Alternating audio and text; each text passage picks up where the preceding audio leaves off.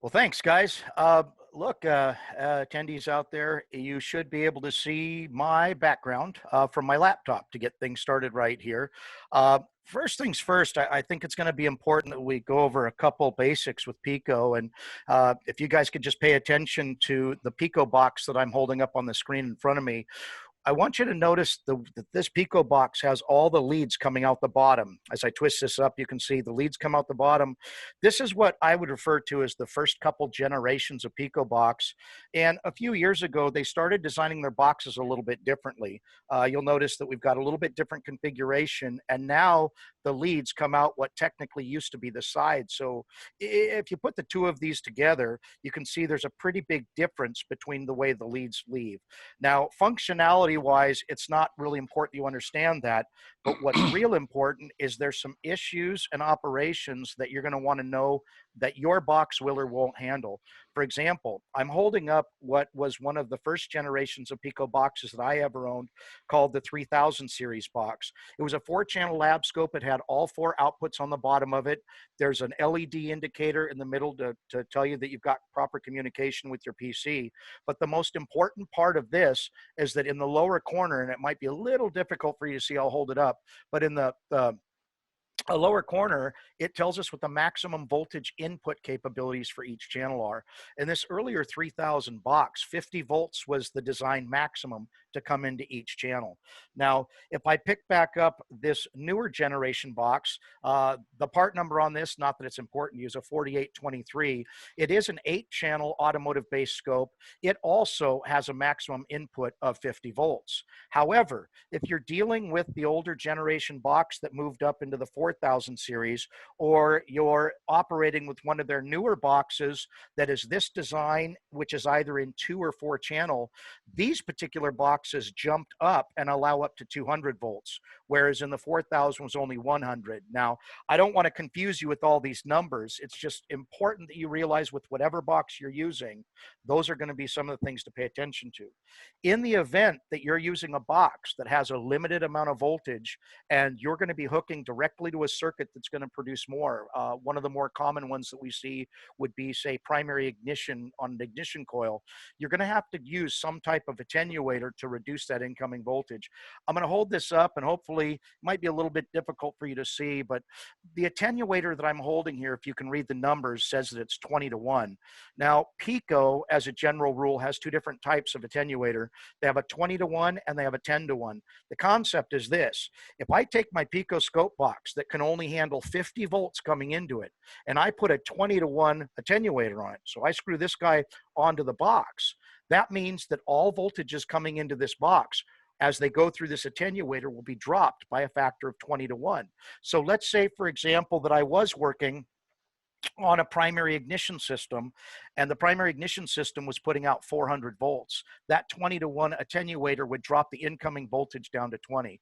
Now, a little bit later in this program, I'm going to show you some options you have in what we call the probe details of each channel. And in there, I'll try to point out or try to recall to show you that if an attenuator is being used, that you'll need to choose that on your inputs. So moving along, looking back at my desktop here, if you look over to the left, you should see my cursor moving.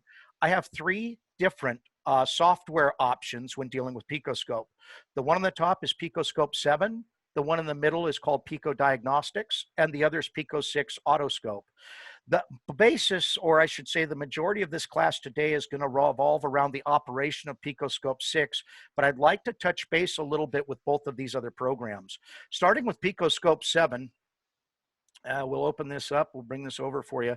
Starting with PicoScope 7, first of all Pico software, whether it be PicoScope 7, whether it be Diagnostics or PicoScope 6, are all available for free off the Pico website. And as I'm going to explain to you later, there's going to be reasons for you to download that.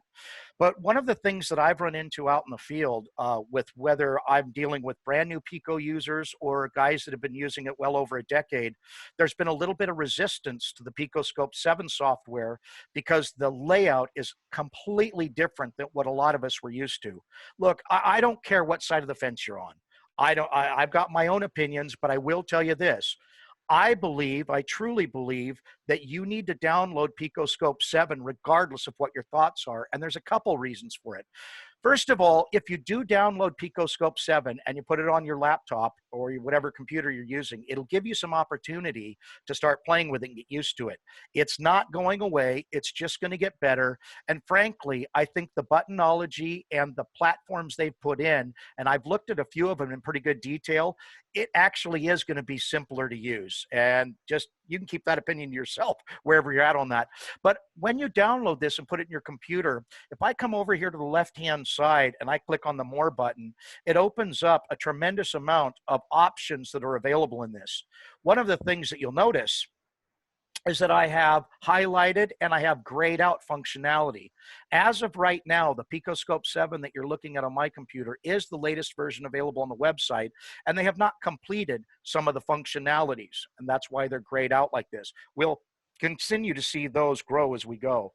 But for now, if you do nothing other than just download Pico 7 and you want to play with something that I think is incredible, there's a button at the top here called Guide as Test. Now, this guided test, when pushed, or when you open Pico 7 the first time, will pop up with this panel that you see on your screen called, well, here it is, Guided Tests.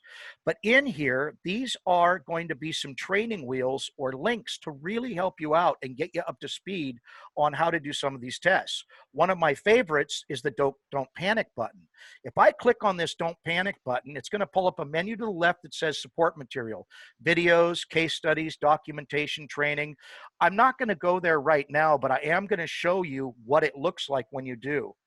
If you click on that link, when you get there, it's going to take you to this Pico page off of the True Pico website. And down here, you're going to see training, case studies, accessories, Some of this stuff in here is just incredible, guys. And so for a free resource, in my opinion, just be foolish not to at least take it and get a look at it. So don't forget, when you guys open up your PicoScope 7, to take a look at the support material, which once again is found under the Don't Panic button. So we'll go ahead and we're going to get rid of PicoScope 7 for the time, and we're going to move to the next feature. The next thing we're looking at here after discussing PicoScope 7 is Pico Diagnostics. When it comes to Pico Diagnostics, if you were to open that up, you will get something that looks like this on your screen. Now, this Pico Diagnostics gives you a series of tests. We have a battery test, compression, cylinder balance. And if you guys were with us last week or have attended some of our other instructor-led seminars, we've come out with a new series on noise, vibration, and harshness, which is just an incredible topic today.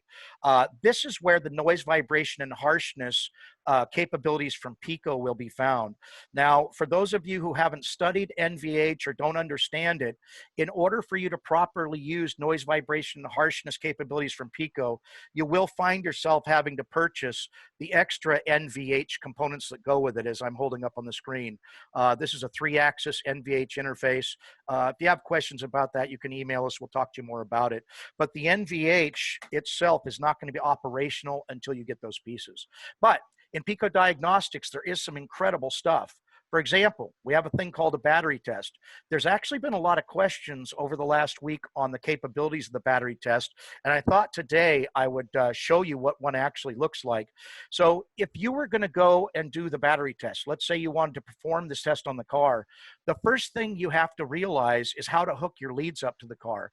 Always remember, regardless of the test you're picking out, you can come to the Help button at the top of the screen, open Help, go to Contents, and right here you will see that it gives you an Introduction, Menus, Tests. If you click and open up the test menu, depending on which test you're trying to perform on the left, this will give you some ideas. For example, well, Adam, I want to do a battery test. All right, so I come over here and I open up battery test. In there, you'll see that it gives me introduction, some setup options, interpretation of the results, incredible help features. But I'm going to go to Connections and open that up. So what you notice immediately is it shows me a picture of my scope interface box and what leads and what channel to hook it up to. Understand that in Pico Diagnostics, if you do not hook the proper leads up to the proper channel on your scope box, it's not going to allow you to continue the test. So it's imperative that you look at this and go, well, the scope box says channel A is supposed to go to the positive and negative of the battery on what we call a ×1 lead. And then it shows channel B is supposed to be a high amp current probe going to one of the battery cables. If you were to mix these up or not use the specific channel inputs, the test isn't going to continue for you. So it actually is important that you pick the right setup here.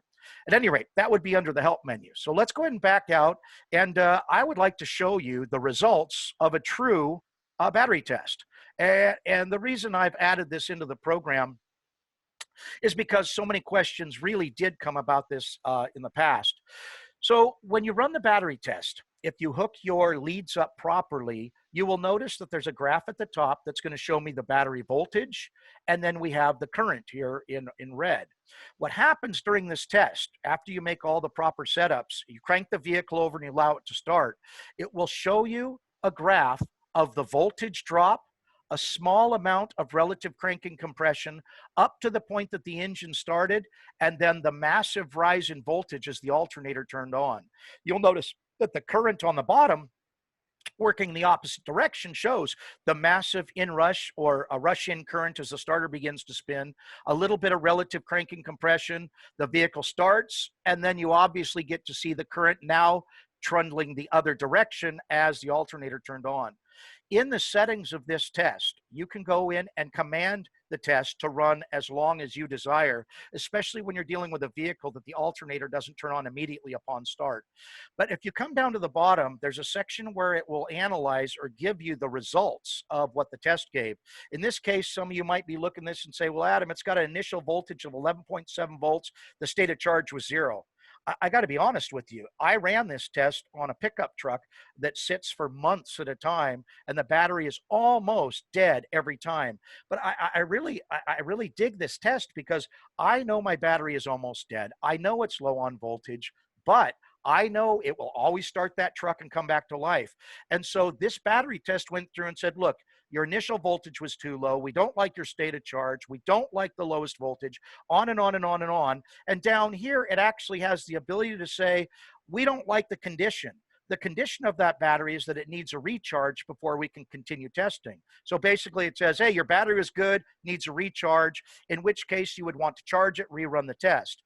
But Todd made a great point about this on Wednesday's webinar, if you guys had the chance to sit in on that, that the settings on the bottom of this test for battery test are so important to get correct. We have the voltage capabilities, 12 to 24 volts. We have the type of battery, but the important one is the temperature. This temperature setting must truly represent the temperature of the core of the battery. And I wanted to take the opportunity to show you something. Notice in this picture that it says the capacity is at 34% of what I calculated out, the 700 cold cranking amps when I put that in. It says my capacity is 34%. Watch what happens as I simply change my temperature by a few degrees. You will notice that that capacity has changed. So understand that the temperature must be accurate in order to get the correct capacity out of the battery. I would recommend, if you guys have a Pico, that you start playing with this on multiple cars to get a feel for how it works. And I think most of you will find that this is a pretty darn good test to run on a lot of vehicles. So we'll go ahead and get rid of that for now. So back to our Pico Diagnostics. Battery test, great. The cylinder balance test, as I pull this up here, you will notice a warning pops up on the screen. Anytime the PicoScope gives you a warning or gives you documentation, please take the time to read this. For example, the cylinder balance test, which I have to be honest with you, isn't a test that I use very often. It's not in my normal way of approaching things. You will notice here that it tells you that the test can be unreliable when some vehicles with, and I'll just take the first one as an example, that have modern smart charging systems. It says, well, wait a second here, guys. How many vehicles do you work on that have smart charging systems? I mean, across the field, we've had smart charging systems for the better part of 20 years now. So realistically, it's telling you, hey, be careful. So let's just move from that. The compression test. This is a great test. I'm going to have to assume that many of you that have either bought scopes or plan on buying scopes are looking at one of the incredible features of doing relative cranking compression tests. Now, the Pico Diagnostics software took this just to another level. It's incredible. If I come down in Pico Diagnostics and click on the compression test, first of all, this compression test will allow me to do a cranking relative compression and feed me the results. But there's more to this picture. If I come down to the bottom of the screen where I choose which amount of cylinders I want to have between 3, 4, 5, whatever it be, there's also a button called pressure. If you click on this pressure button, you will notice it opens up a menu here that gives me the option in this checkbox right here. It gives me the option to add the use of a pressure sensor. The pressure sensor that they're referring to, and yes, you will find this in the help menu, but the pressure sensor that they're referring to is the Pico in-cylinder pressure transducer called the WPS 500X that many of you probably already have your hands on. But here's the kick. By clicking this button and then verifying the information, it will allow you, when you do your cranking relative compression test, to get results that look something like this. Now, what you're looking at on the screen are the results of a cranking relative compression test with the utilization of the pressure sensor that I took on a 5.7 liter General Motors. This would have been 1998 or so, an R motor, doesn't really matter. But what you'll notice here is my results are not showing up in voltage. My results are not showing up in amperage. My results are actually showing up in pounds per square inch of pressure. The reason for that is when I ran this test, I had clicked on the pressure button. I went in and said, hey, I'm going to use my pressure sensor. I have a 5700 cc motor. I left the default at 10:1, but I told it, hey, I'm putting a pressure transducer in. It doesn't matter which of the 8 cylinders you put the pressure transducer in. So obviously you want to go to the easiest one. When I put the pressure transducer in, when it ran its relative cranking compression test, and I've got to tell you this, when it runs this test, if you followed the help menu, it looks at the fluctuation of battery voltage, not current flow. Once again, you'll see that when you go to the help button and you look at connections. At any rate, what it did is it looked at the actual fluctuation of voltage and it assigned the actual red pounds per square inch that was picked up on the pressure transducer. So it was able to calculate the approximate pressure per square inch of each cylinder in the engine. Now, there are obviously a couple failures to this that I found along the way, and I don't want to waste too much of your time with this. What I'm going to suggest to you is this. Take the time to run this test on known good vehicles. Take the time to run this test and maybe pull a spark plug out. But understand, this test is not accurate at knowing which cylinder number is which cylinder. For example, this says cylinders 1, 2, 3, 4, 5, 6, 7, 8. You would want to think in your own mind that if I put the pressure transducer in cylinder 1, this was cylinder 1. And if I followed the firing order, 1, 8, 4, 3, 6, 5, 7, 2, or whatever it might be, that they would represent that. And with all the practice I've used, I can tell you that is simply not true. So don't assume anything on this test. But there is one extra thing. If it finds a cylinder that is lower by the percentage that it doesn't respect, it will go from a green setting to a red setting, as you can see right here, because the pounds per square inch found at this cylinder right here was lower than what it expected. Now, one last thing. After you have taken this test and you have something that's printable for your customer, there is a button at the top of the screen called Display Raw Data. If you click on the Display Raw Data value, it will now bring up yet another graph. Now, for those of you who are already practicing with in-cylinder compression waveforms, you'll realize that this red trace is a relative cranking compression waveform over and over and over again. And then, with even more practice, you'll realize, hey, this blue line is my battery voltage, the drop in voltage as the starter solenoid engages, the massive drop in voltage as the rush-in current and the starter begins to spin, and then as we steady out, you now see each individual drop in voltage as the relative cranking compression test continues. You do have the ability, if you so desire, to zoom in on this and look at greater detail. All of this exists for you. It's phenomenal material to spend with your customer. So I will, I got to tell you this. Once I started playing with this, I could not figure out how to get back out of this.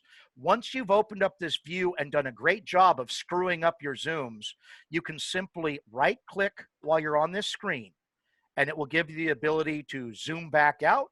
If you right click again, it will hide that view and put you right back where you used to be. So remember that that's there. I'm going to, once again, I'm going to go ahead and step away from Pico Diagnostics, and we're going to get on with the meat of the program. Hey, Make Adam. sure, yeah, go ahead. I have a couple of questions here in chat that I wonder if you could clarify for the guys. Brian asked, can you trust the test when using a transducer, and doesn't the transducer change the volume of the cylinder? And I think he's talking a transducer hose there. Correct me if I'm wrong, Brian. And then also, we have another participant that says the volume of the transducer seems to be taken into account. Depends on Okay, the accuracy of the algorithm. so So could you clarify yeah, that in the setup, please? yeah, so here's the deal. Let me go ahead, and I'm just going to bring this up live and show you guys something. I'm going to go back to Pico Diagnostics and open this up so you can see. When you go into your compression test and you come down to the bottom, there are some options. For example, if I click and say I want to use the pressure transducer, it's going to be important that I know all the actual values to put in this box, and then I have the ability to ask it to compensate and to not compensate. I got to be honest with you here. I do not take any of the readings I get from this test, and this is just me and my experience with it. I don't take any of the results that I get this test as literal true numbers. I still take them as a relative style test. So let's say, for example, my results, as you saw a minute ago, were like 208 psi per cylinder. I am not going to sit here and tell you, man, it's 208 pounds per square inch. I'm not foolish enough to do that. I will tell you that from a relative standpoint, they are all relative to that number, but I don't think, in my opinion, that you can take the accuracy straight to the true results. But from a, like I said, once again, from a relative standpoint, it's very accurate. Now, Randy, you brought up something interesting in that question also that I need to reiterate. You mentioned something about hose volume.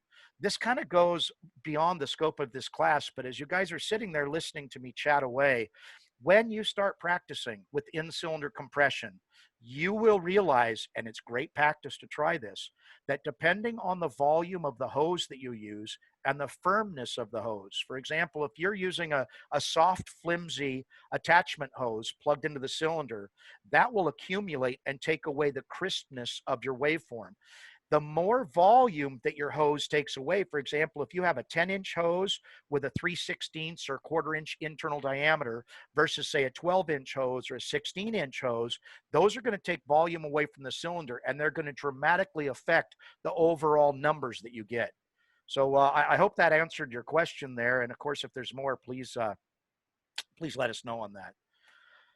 All right, so let's move into, I guess we could call this more of the meat of the program, if you so care to look at it that way. I have for you on the screen a live waveform running off a Pico 6 box. As I'm sitting here at my presentation desk, I have a signal generator to my left, and we're going to look at some live stuff here. Understand that the point of this class is not to get into true waveform diagnostics. I just want to make sure that you guys understand some of the menuing that makes this scope different than ones that you may have been used to in the past, or if you're a brand new user, that you do this correctly. So what I'm going to do is I'm going to walk through the functionality that I have on this. I'm certainly not going to be able to walk through every one of these things, but I'll hit what I consider to be some of the most important details to get you up and understanding squiggly lines. So the first thing we're going to do, as I go up to the left-hand corner, I'm going to go to the file box. In the file box, as we scroll down, the first important thing I want to share with you are the save files. If I click on a save file, it's going to pop up with a rather elaborate menu to install the details of the waveform that I took. I'm going to give you a piece of advice here, and I know that some of my students and friends of mine are listening to me out there, and here's the honest truth of it. I am miserable about filling in the details. Over the decade plus that I've been using just the Pico alone, I've probably acquired well over 10,000 waveforms, and I never took the time to write the details down. So now what I have is I have this garbage of a waveform library that I can't find anything in. Do yourself a favor. When you take a waveform, pause, stop, and take the time to fill this out correctly. Put in the vehicle, the information of the vehicle. Down here, Put in the notes, fill as much detail as you can about the waveform in when you go to save it. There's another reason for this other than just keeping your particular library in sync. When you save your waveforms and you use the Pico save function, there are several pieces of software that are now popping up available across the world that are they're just incredible waveform search engines. And those waveform search engines, and in the next couple of weeks, I plan on showing you one of them out of the UK that I'm just totally impressed with. But the one thing about these save and search engines is that if you have filled the information out properly, you will always be able to find, regardless what detail you're looking for, you'll be able to find waveforms that you've kept. So take the time to do that.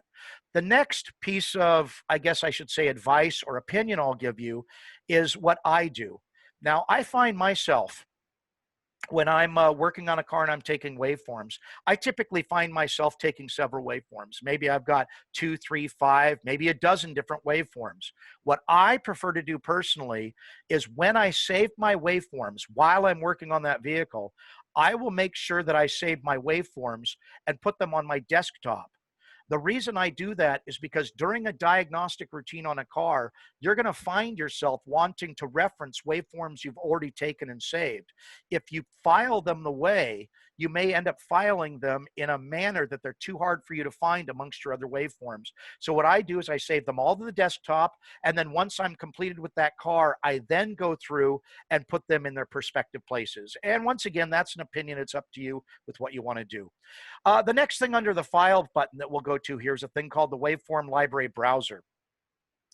The Waveform Library Browser, as you see firing up on my computer right here, is going to give me the opportunity to log in, put in a password, and once I do this, I'm going to have access to a waveform library that is on the Pico website. And last I checked, guys, a couple days ago, I think there was about 5,500 or so waveforms there. One point to note about this, if you were paying attention to me, in the beginning of this class, I said that you can go to the Pico website, you can download Pico 7, you can download Pico 6 and Diagnostics for complete free. You don't have to have the box, you don't have to have anything.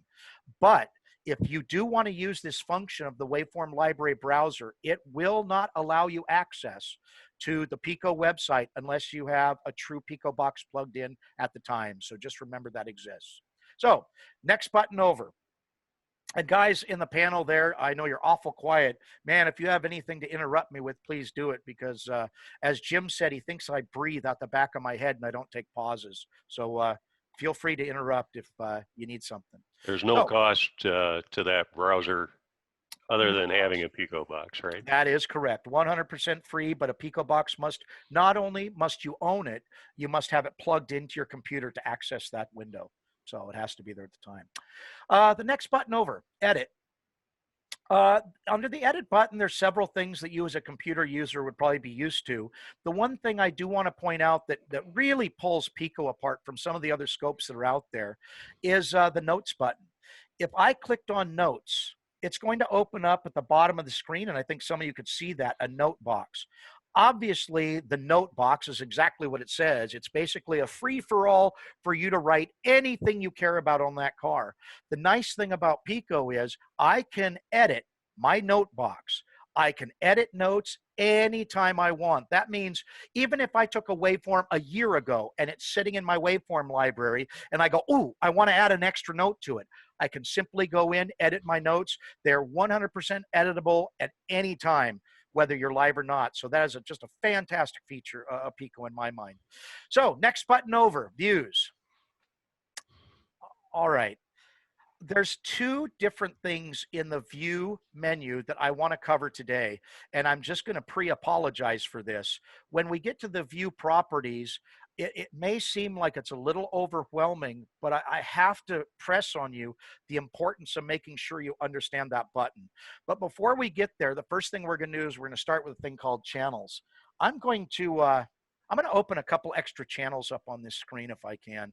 So I'm going to open up a couple channels here. We'll open up a channel B. Let's open up a channel C, and we will open up a channel D.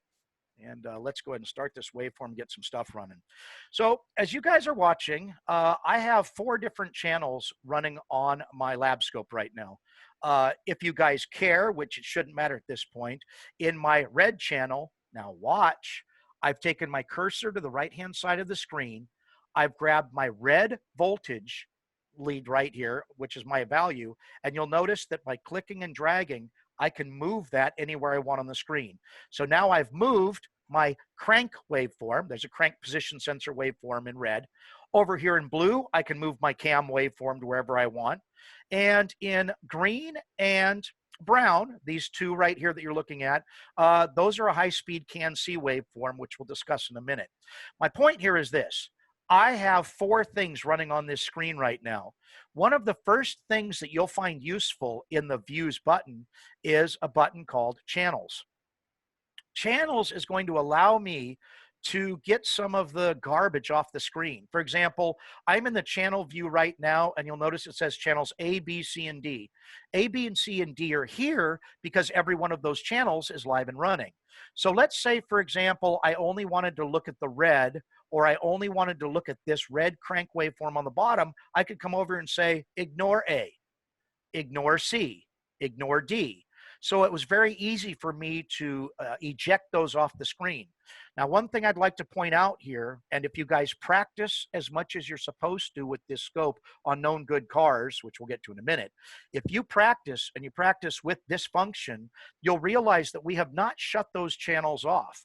Those channels are still running. They're still capturing from the car. I have just edited the view of what I see on the screen. So even if I'm looking at this and all of a sudden the car pukes or does something and I want to capture it, I can just go right back here and say, come on back online, and bring them right back to my view. So it is an incredibly powerful view right there. All right, back to our views. The view property, as I tried to state earlier, is going to be a really, really important feature for you guys. If you click on view properties, most of you should have seen that a properties menu popped out on the right-hand side of the screen. I don't know how many of you are taking notes right now, or maybe you're taking pictures of the screen. I don't know what you guys are doing, but if you're taking notes or you feel that you may want to take notes, here's one that you're going to want to write down for sure. A good rule of thumb when capturing waveforms off a car is to capture a waveform 10 times faster than the waveform itself is actually working. For example, if I had a waveform that I thought was running at a frequency of 100 cycles per second, so it's running 100 times per second, my rule of thumb, if I want to sample it 10 times that, would mean that I want to have 1,000 samples per second. So if you think about this rule of 10, up here in this box right here on your screen, you'll notice this box says 1 capital MS. That stands for 1 million samples per second. Now, Pico is quite a bit different than what you would conventionally think about samples. And if you notice my cursor right now, it has the rollover function that if I leave it there, it will pop up with a description. And notice that it says here, it says the program will try to capture approximately this many samples, but the actual number of samples could be different and is shown on the properties sheet. The properties sheet is what I pulled up on the right-hand side of the screen, and I want to actually demonstrate the importance of this. See, right now, this says 1 million samples per second. If I come over to my properties, the actual sample rate achieved on this screen was 20 million samples per second. All right. And the reason for this, and guys, please don't try to memorize what I'm telling you here. There's a correlation between the amount of time you've put on the screen, the amount of samples you've asked for, and what the actual works out to. This was really confusing for me when I first got this scope, and I think I might be able to help you with this. What you really need to do is sit down with your scope, manipulate your time, manipulate this, and look at what the results are. For example, you'll see here it says the number of samples we collected on this screen is 1 million. Well, guys, we asked it to do that. We said, hey, give me 1 million samples. Well, what I did is I said, but my scope is only set up at 5 milliseconds per division. Now, if you look at the bottom of the screen, you will see that I have 10 divisions and the number over here on the right is 50. You see that 50 right down here at the bottom. Underneath the beginning zeros, you'll see a small thing that says ms for milliseconds. So anytime you adjust your time base, you will see what the time was actually achieved. So what this is saying here is I've chosen 5 milliseconds per division. My scope is recognizing I'm in milliseconds. And as you go through each one of our divisions, you will see that it adds up at 5 per to 50 milliseconds. So at 5 milliseconds per division and a commanded 1 million samples per second and 4 channels running, now you need to take this into account too. The number of channels is also going to affect this. We'll see this in a minute also. But if you look over here, that means the properties for this entire screen achieve 20 million samples per second. Come on, guys. 20 million samples per second is a bunch. And I will tell you this, and this is good for your little note screen. When I set up my scope, and I do this subconsciously anymore, I come to this box and I simply open the box and I choose typically one of 2 settings. I either click on 500 milliseconds per division or 1 second per division. The reason for this is because when I turn on my lab scope, everything's going by so fast at the default of 5 milliseconds. Watch what happens if I click on 500. When I clicked on 500 milliseconds per division, I am obviously getting quite a bit more waveform on the screen. Now, I'm going to pause this waveform and show you a few things.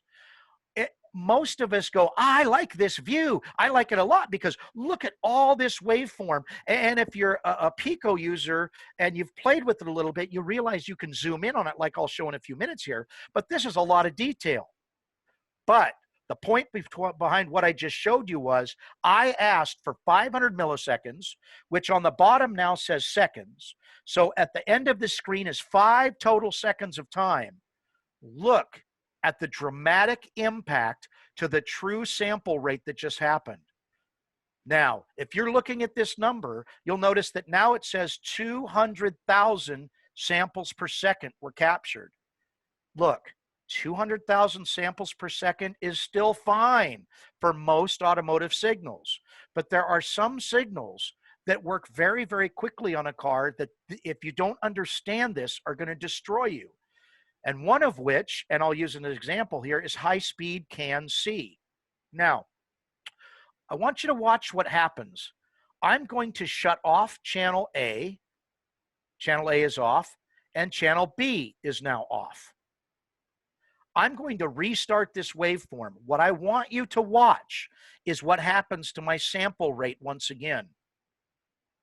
I just restarted my screen, and you will notice it is still at 200,000 samples per second. Well, you might say, well, it looks great to me. Fine, let's take a look. I'm going to, and guys, just so you know, I will explain these buttons to you here in a few minutes, but I'm going to take and zoom in on this event and take a look at what the details actually look like. Okay, this is a high-speed CAN-C waveform, positive on the top and negative on the bottom.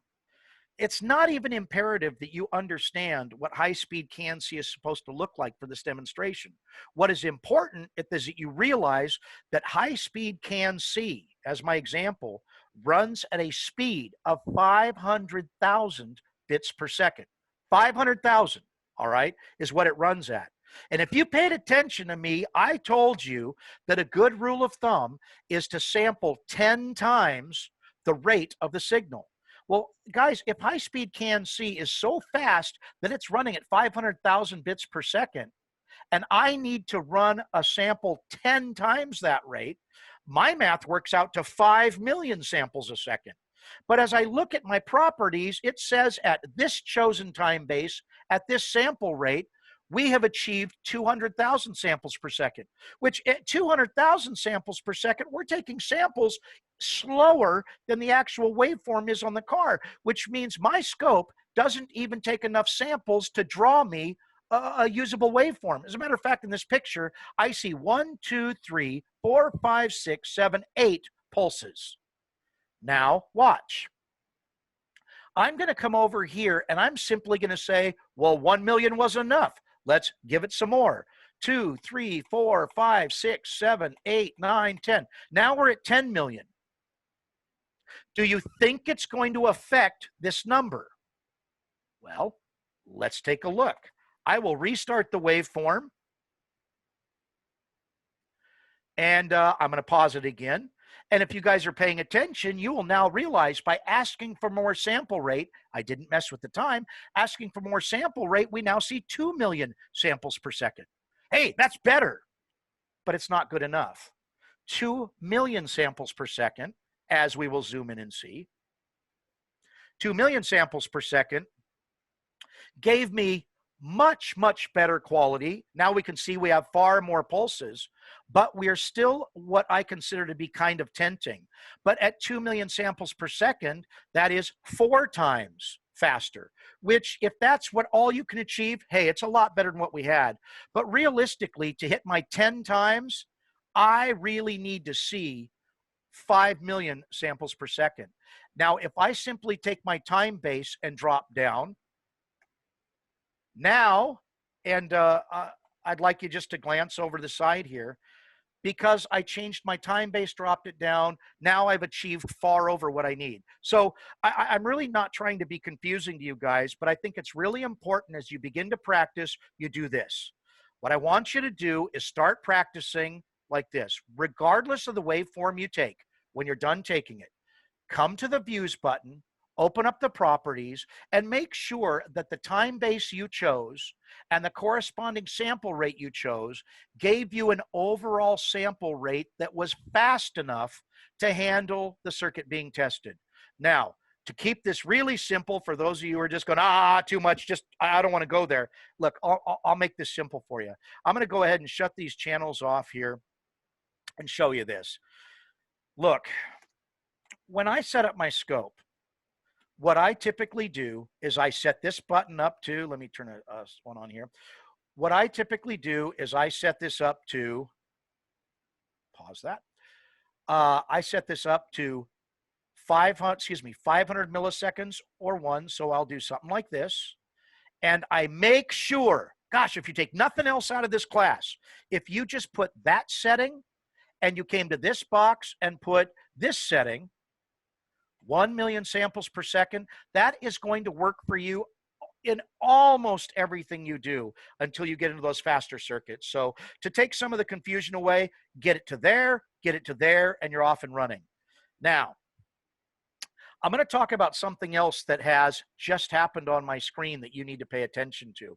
And as you look at this, you may notice that my waveform, it starts out, it goes up, but it's clipped. It's gone. It's gone here. It's gone here. It's gone here. It's gone here. It's gone, and it simultaneously, there was a red exclamation point that popped up on the top of the screen. This red exclamation point, if you guys ever see this while using your Pico, represents that the voltage base that you have chosen, for example, I chose plus or minus 1 volt, was not enough, and my signal is actually going above or below the chosen voltage. Now, if I come back over here and I adjust it to something more realistic, you will now notice that that exclamation point has gone away because I've chosen now a 10 volt cap on it. And I just wanted to bring that to your attention along the way. All right, so we've gone through views. We talked a little bit about channels. We talked a little bit about view properties. Once again, remember the importance of that. The next button over, called measurements. You'll notice, first of all, that there's one called an add measurement at the top. To not go into too much detail with you, the add measurement button that you see in this menu is truly the same measurement that you see on the bottom. If you go to the bottom of the screen, you'll see where it says measurements and a plus. Guys, that is the same menu. It's just in a different location. The add measurement button, when utilized, will, and these are going into more advanced features that we will have available for you as time progresses, hopefully in this series. when you get to your add measurements, you will choose the channel that you're operating.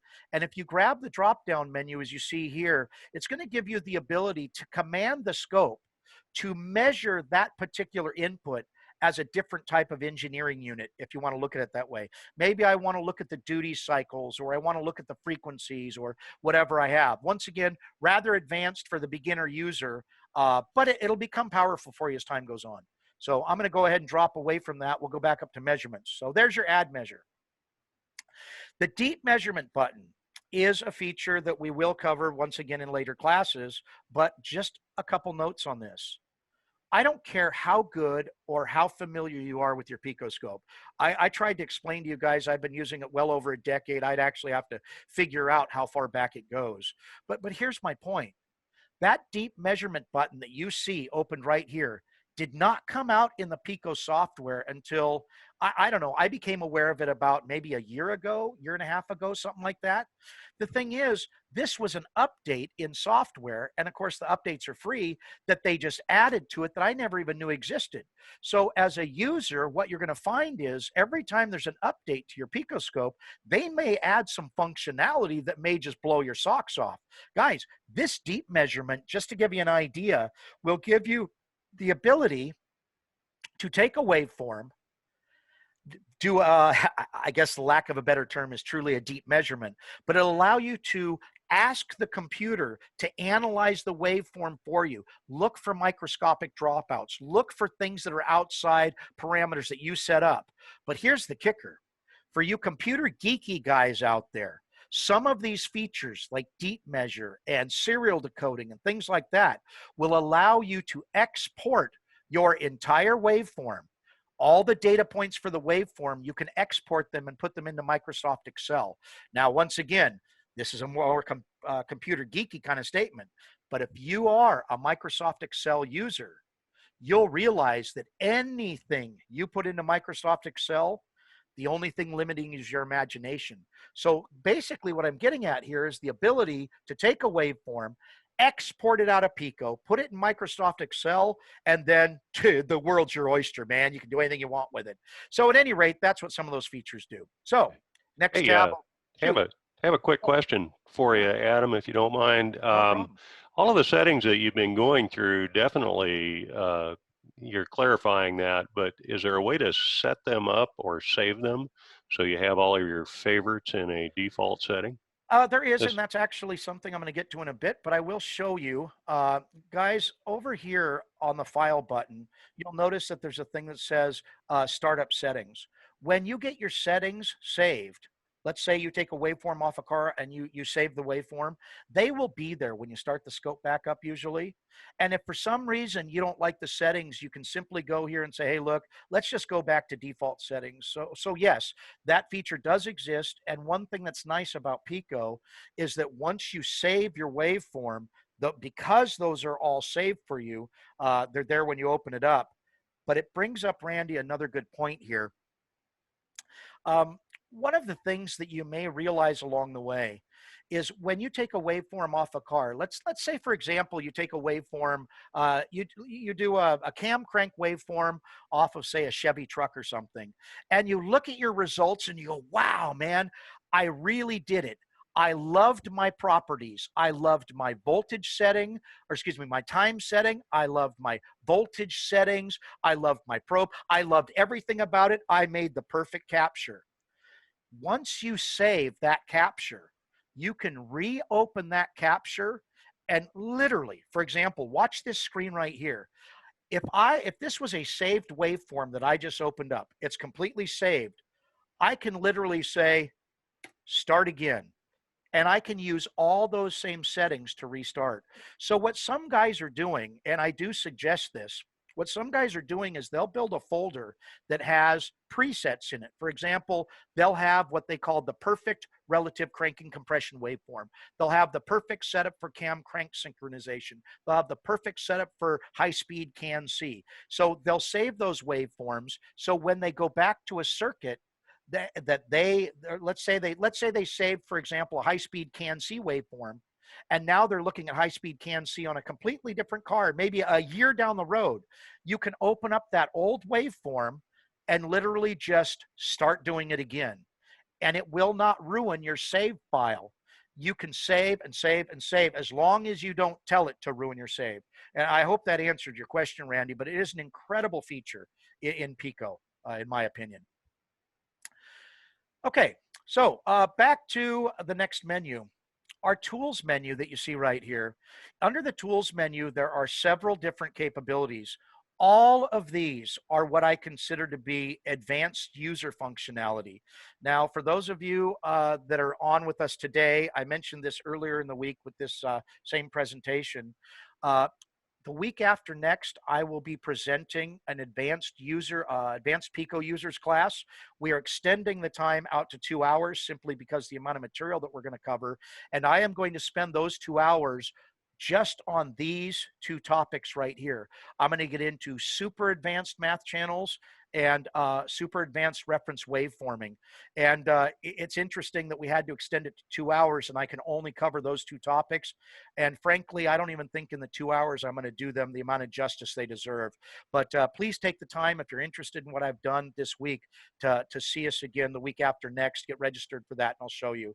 But there is one thing under the tools menu that we do need to cover in this foundations class, and it's a thing called preferences.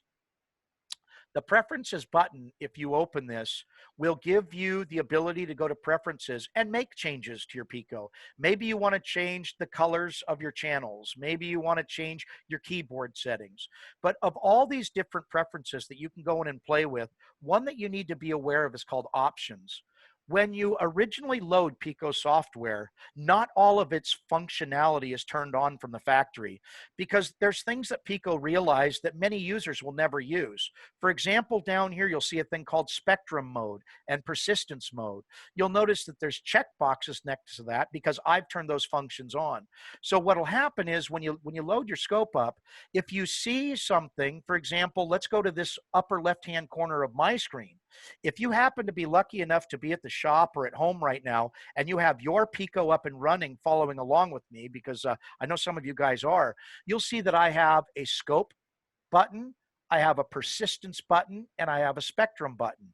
You may not have these other two features sitting on your scope because you haven't gone into the options and turned them on. Once again, rather advanced, but I want you to know that that was available for you. All right. So that was the tools menu. Now, if you take nothing else out of this class, if you sat through this class and said, I didn't get a thing out of it, take this one point with you.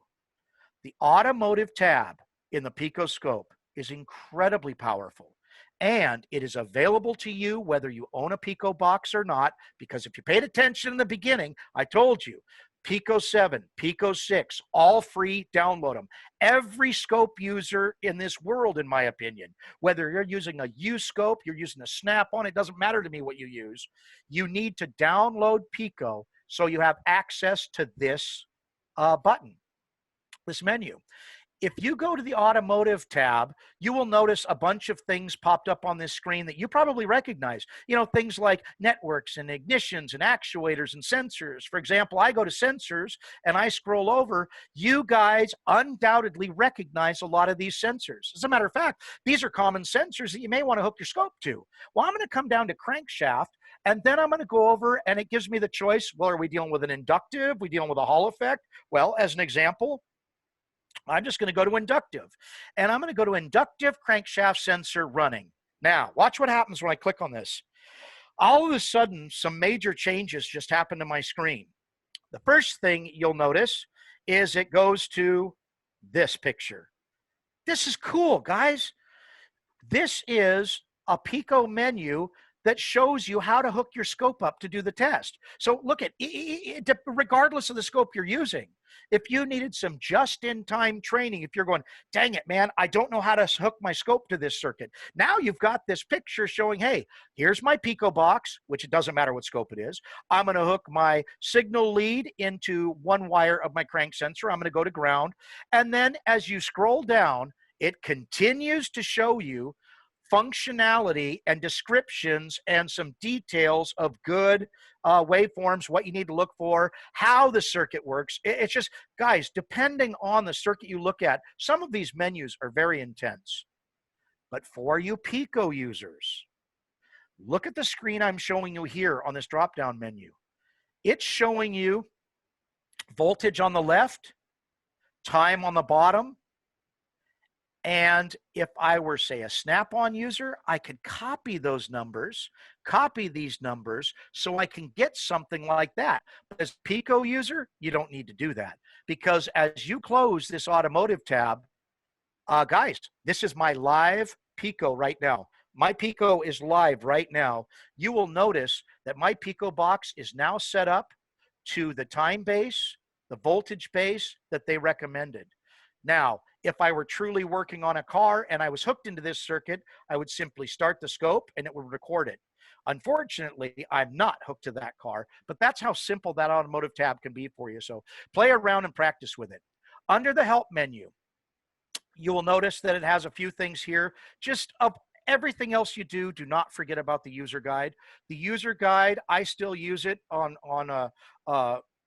actually a relatively common basis, because I realized that the features in this scope are so deep, I can't remember them all.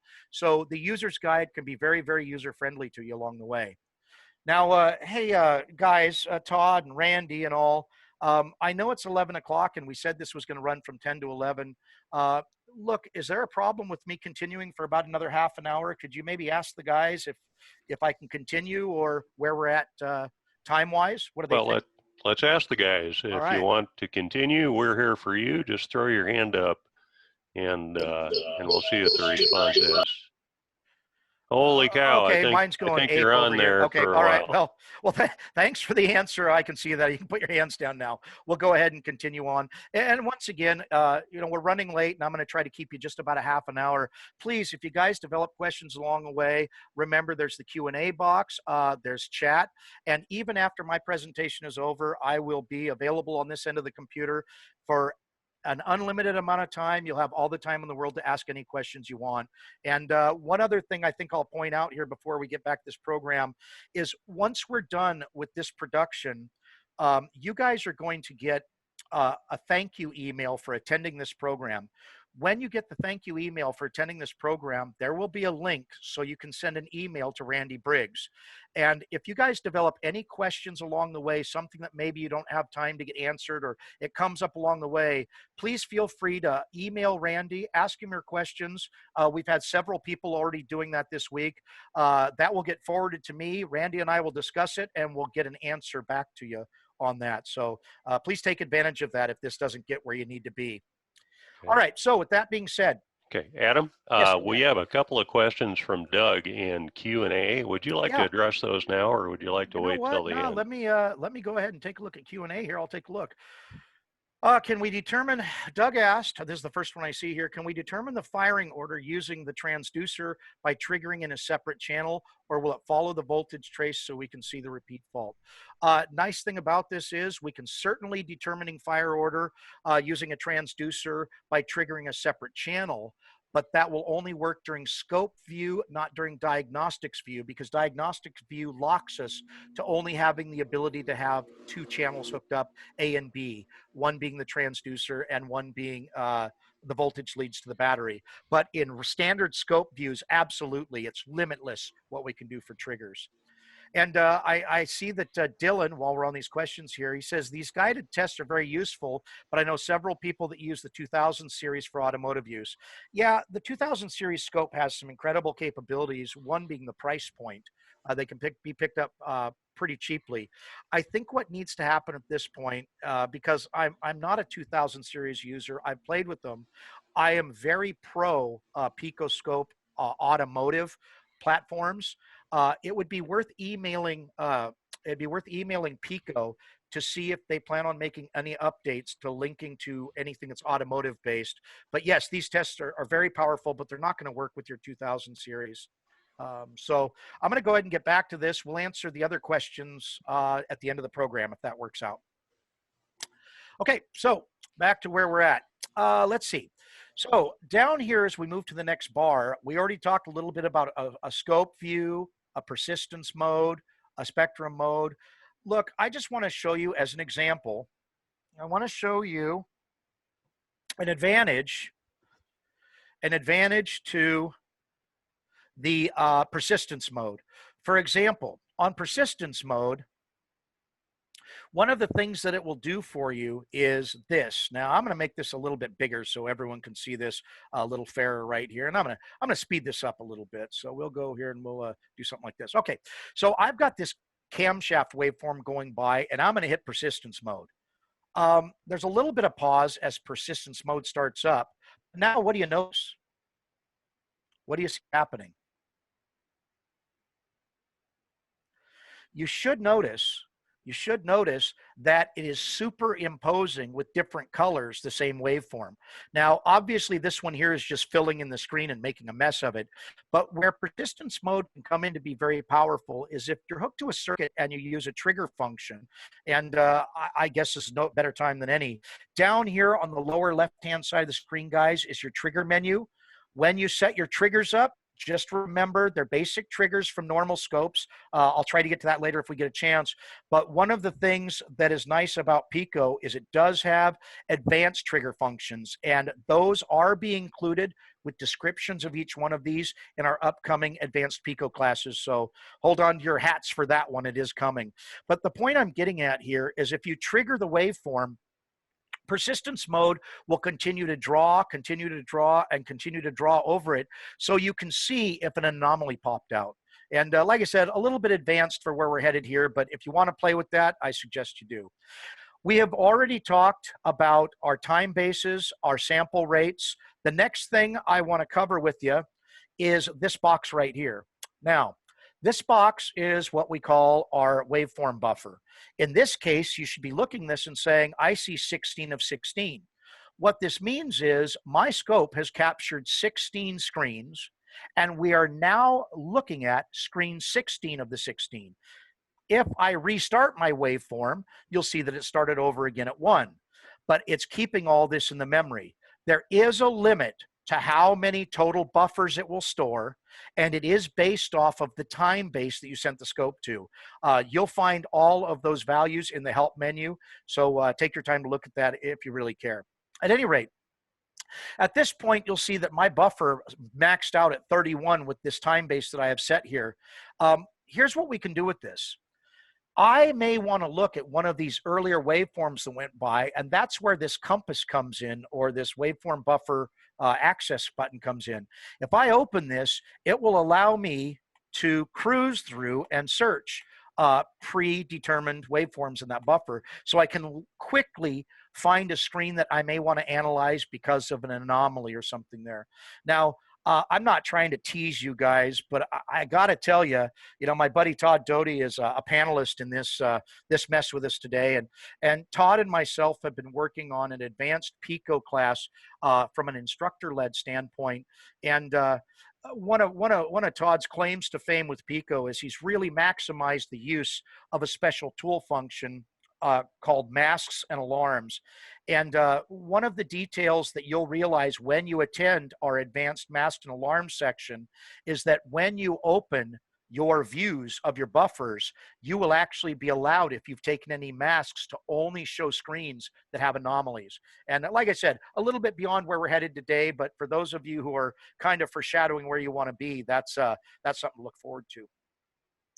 The next screen over is the horizontal zoom box. Now, just watch what I do here, and I think this will make sense to you.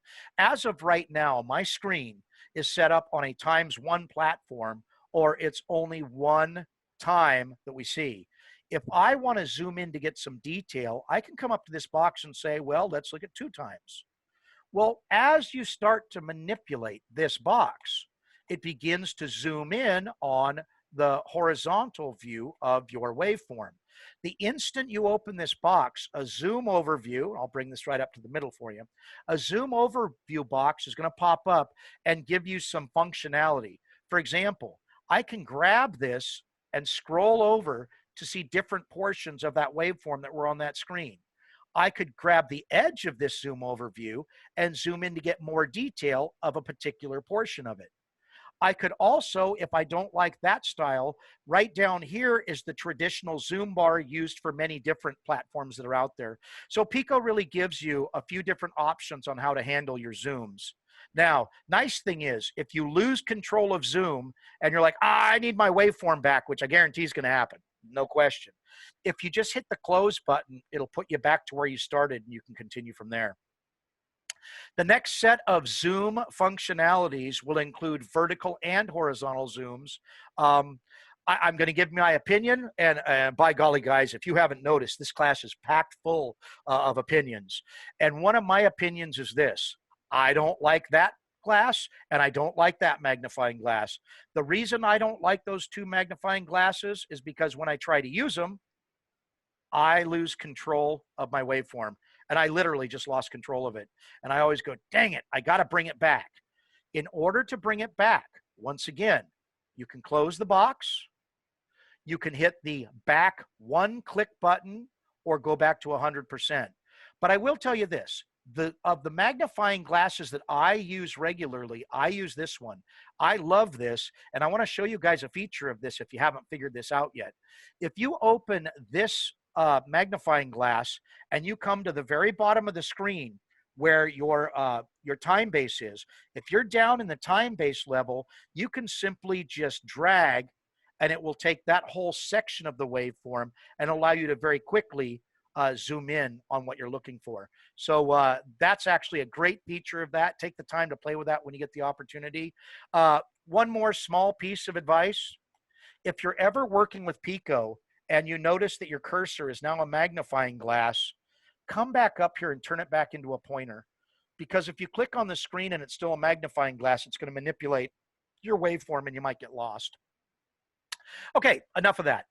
So the next level of this, next level, guys, is my channel views. Now, as of right now, I'm plugged into a 4-channel lab scope. I have A, I have channel B, I have C, and I have D available.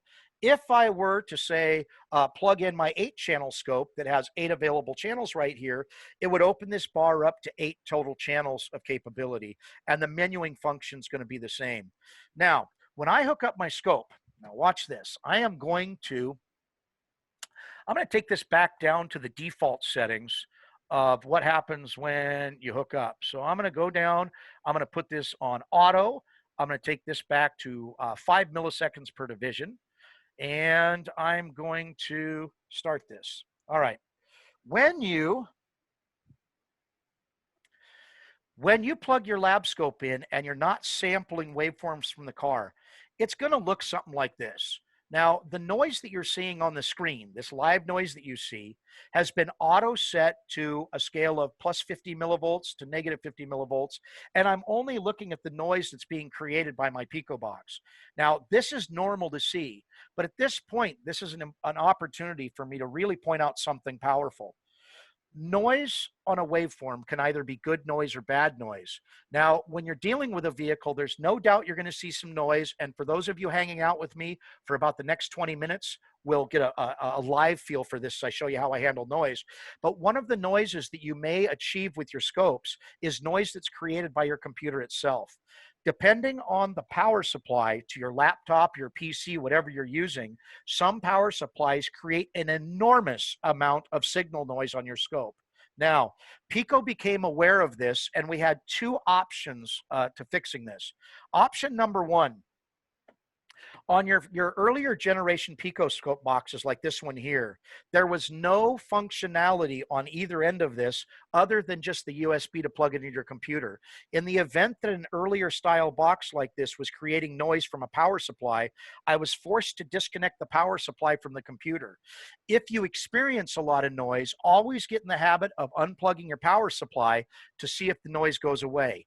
In the event that the noise goes away when you unplug your power supply, if you're using a newer generation box, like my Pico box here, my 8-channel, or you're using the 4 or 2-channel versions of this, on the back side of the box, as you can see right here, there's a couple extra functions. First of all, you'll notice there's a ground stud right here. That ground stud, if you hook a ground wire to that and hook it to the ground of the battery, it will reduce almost all of the noise created by a power supply into your computer. So that's what that ground stud's for. It will keep it from being affected by your computer. So remember that's there. Now, this question came up this week also, and I'll go ahead and show this to you as soon as I figure out where I'm pointing. This particular scope also has an extra output on it right here. That output that you see there is an arbitrary waveform generator, and it's not available on all boxes. This output will allow me to build output waveforms. It's really beyond the scope of this class, but if you've seen that, that's a great topic for another time for us to get into, but there's some very powerful benefits for it if you have one of those newer boxes. Okay, so back to here. First thing you need to determine when hooking it up to a car is what probe you're going to use. Now, this is a mistake I see lots of technicians making. It's not really a mistake. It's just something that gets skipped. Every channel that you have is going to have a control box, the A, the B, the C. I'm going to go to channel A and I'm going to drop open that control box. Now, there's some features in here we'll try to get to just before I bail on you guys today, but the first one is the probe. Make sure you choose the right probe for what you're working on. Now, you'll notice that this probe has defaulted to ×1. This, guys, is a ×1 style lab scope probe. It is just a single probe that, if you notice right here, simply has our signal and ground cables to a car. It's just a regular old lab scope probe. This is considered a ×1 probe because the probe itself is not going to manipulate the voltages coming in. As I open this drop-down menu, my choices become quite a bit larger. You'll notice right here, there's a ×10.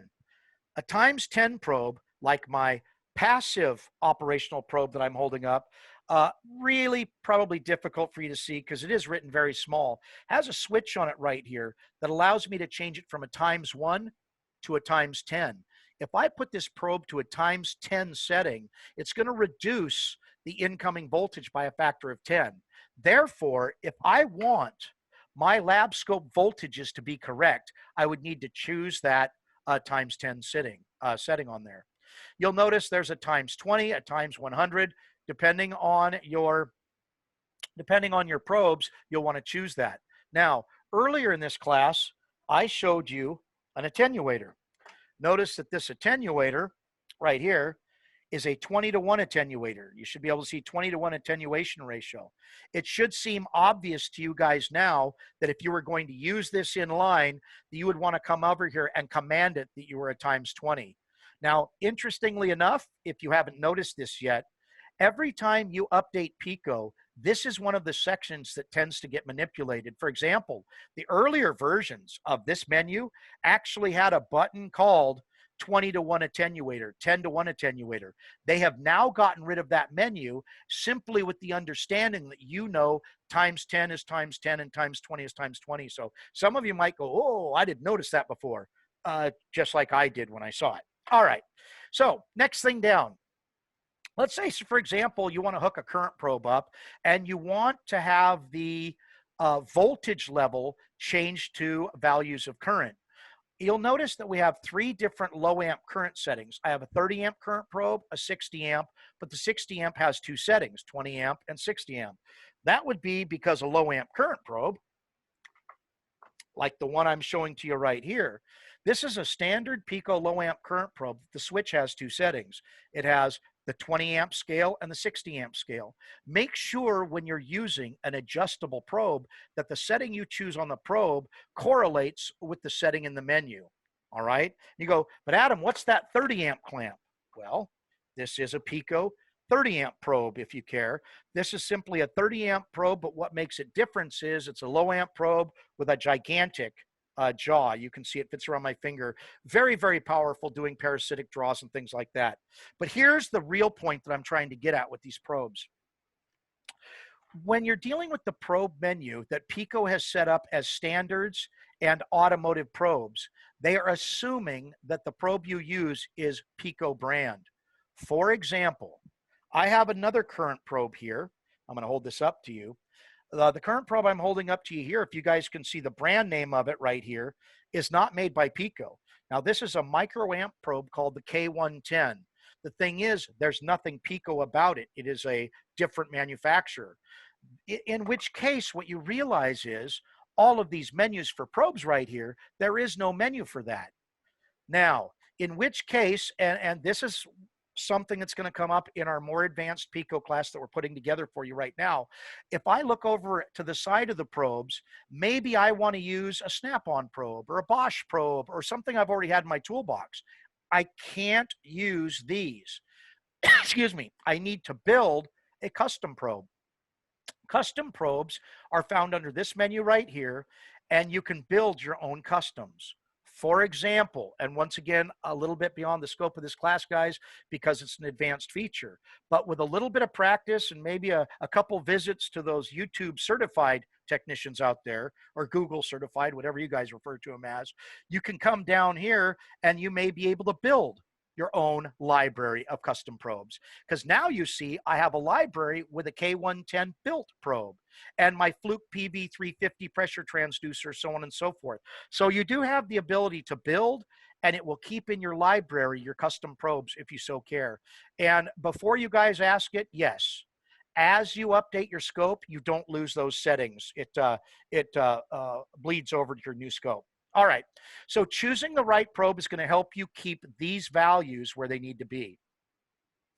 So with that part being said, I am going to move away from this live waveform, and I'm going to show you guys through 2 case studies. And like I said, guys, I think I have about 10 minutes left of your time. I would like to show you just a couple more Pico functionalities, but utilizing and analyzing an absolutely true waveform. So if you guys can take a look at this screen, let's see if we can put anything into play. The waveform you're looking at here, if you want to look at my description box at the top, it says was taken off a 2008 5.3, that would be a General Motors V8, cylinder number 6. This, guys, is an in-cylinder pressure transducer waveform taken from cylinder 6. This was taken, I think I actually analyzed this one on Monday, believe it or not, just the beginning of this week. But more importantly, to go with the scope of this class, let's take a look at something. You will notice, first of all, that my scale on the left-hand side is in millivolts. Guys, this wasn't a reading in millivolts. It was a pressure transducer. It should have been in pounds per square inch. But this particular waveform was taken with a Fluke PV350, which is not in the probe menu. It must be built as a custom probe. And the technician who took this did not have a custom probe set, so he just let it run free and utilized voltage. There's really nothing wrong with doing it this way, except the fact that these voltage levels don't easily represent the amount of pressure built in the cylinder. So if you find yourself doing this and you really want to have the true results, build your custom probes. But let's continue on. Up here, you will notice once again in my buffer menu that I have collected 3 of 3 waveforms. So let's open the menu up and take a look. Here is screen 1, screen 2, and screen 3. So I'm just going to choose screen 2 as just an arbitrary choice. Now, I am not turning this into a let's analyze the waveform class, but I do want to show you a foundational Pico operation. Right now, looking at this, and I hope all of you sitting at home or the shop, wherever you're at, are looking at it going, hey man, that looks freaking horrible. It does look horrible. It's all noise. I can't see through it. The first thing I want to do is see if my scope has the ability to take some of that noise away. Now, if you follow me on my cursor on the left-hand side of the screen, you'll notice that channel A in blue, the voltage level, at the bottom is a little box in blue. Now that box, if you click on it, is going to open up a scale and offset set of adjustments. Okay? Now, if you were to open this box right here, you may have noticed when I was discussing probes that there is a scale and offset also. This scale and offset right here and this scale and offset right here are the same numbers, all right? So there's part 1. Part 2 of this, let's open this back up. We have 2 different filtering capabilities. We have a thing called resolution enhancement, and we have a thing called low-pass filtering. Vertical resolution enhancement and low pass filtering to just try to take some of the geekiness out of this. In my opinion, they both really achieve about the same thing. I personally rarely use resolution enhancement. I very, very commonly use filtering. I don't care which one you guys use, but you will find minor differences between the two. Once again, in our instructor-led advanced Pico class that we're building, I have put a section in on the true description and where vertical resolution enhancement may be a better option for you. But for all sake and purposes, we're just going to go with low pass filtering. So down here, I'm going to go ahead and click on this activate filtering box. And wow, I would ask you what you saw, but I think every one of you can say, wow, it went from massive noise to actually looks like a usable waveform. Now, this gets important, and I want to show you something. I am going to go to my scaling, and I'm going to increase the size of this waveform. Now, remember, this can be done from the blue box. It can be done from here. Notice, however, in the blue box that it now says times 2. If I go up to 3 or 4 and I close the box, now it's times 4. Watch this. I'm going to go back into my filters and I'm going to take that noise away. All I've basically done is I've increased my vertical scaling to 4 times so we can see more detail from where it was stock. All right. Now, anytime that you mess with the scaling or offset and you're like, I don't like it, the return buttons will very easily get you back to home. So let's go back to this. I'm going to 4 times. I'm going to grab it and bring the thing up. And here's what I want to show you. One of the things that really separates Pico from other lab scopes is the advanced capabilities of the low pass filtering. The thing is, as a technician, you need to be careful because you can very easily over filter your waveform. Now, in the last case study I'm going to do here in just a couple minutes, you're going to see where over filtering is it's just a godsend for diagnostics, but we'll get to that in a sec. But what I want to show you here is this. I activated my filtering and it defaulted to a number of 1kHz, which stands for 1,000 cycles per second. So basically what I just told my scope, I said, hey, scope, I don't want to visually see any signals that are happening faster than 1,000 times a second. I don't want to see them. Now, keep in mind, when adjusting a software low-pass filter, as I am with Pico right here, it will never affect the samples it actually takes from the car. It's only affecting my visual representation of that. Now, I have to bring something else up. Another reason that you guys want to understand the capabilities of the actual box you have. There is this generation of box that you're looking at right here. When it comes in 4-channel and 2-channel versions, there is a hardware filter built into this that you can activate and turn on. Now, a hardware filter is a filter that is going to go from the 20 megahertz or 20 million bandwidth that's usually coming in. It drops it down to 20,000. Once again, a little advanced, I think, for where I'm headed here. But if you do have one of those generation scopes in 4-channel or 2-channel, it does not exist on the 8-channel, then you're going to want to go ahead and do a little research on that on the Pico website, and it'll show you the advantage to that noise capability. If you have problems with that, please just send us an email and I can put together a document and show you how to do that. At any rate, here's the thing with regular software filtering. I have to be careful when I'm operating software filtering because I do run the risk, and watch what I'm doing here, guys. I'm increasing my filter. I run the risk of, well, look at it. What just happened to my waveform? I literally had the ability to filter or destroy my waveform to the point that it's unusable. So it's going to be critically important that when you're using filter, that you watch your waveform. Let's make this a little bigger. It'll be easier for you guys to see. It's going to be important that when using it, that you watch your waveform to make sure that your filtering doesn't destroy your resolution. See, there's still a few lines there I don't like, so I can kind of go, go. Okay, I don't want to go any further because then I'm going to start losing that amplitude. All right. So next point here. If I wanted to analyze this, Pico does give me the ability for a couple different types of measurement cursors. We have Horizontal cursors, there are 2 for each channel, representative of the color. They're found at in the upper corner here, so there it is. Your values will pop up in this box. There are 2 vertical cursors. As I move my vertical cursor to top dead center of that compression stroke and top dead center of that compression stroke, I can measure my point from here to here. For example, this will give me my time in seconds for one, my time in seconds, and the total elapsed time of 197 milliseconds from point A to point A. But Pico did give us one other functionality, and it's in a tab at the bottom called Rulers. On the Ruler tab, if I open the tab up, I have the ability to add what we call a rotational ruler. On the lower right-hand side of the screen, there's a little green dot. If I grab that and move it over, and then I grab the other one and I move it over, I have measured, because I asked this to do it, the amount of degrees between the two. So now you'll notice there's another set of rulers here that says, hey, your first one is set at 0 degrees, your next one is at 720 degrees. But what I can now do is I can change or add partitions to this to get even more measurements. Watch what happens.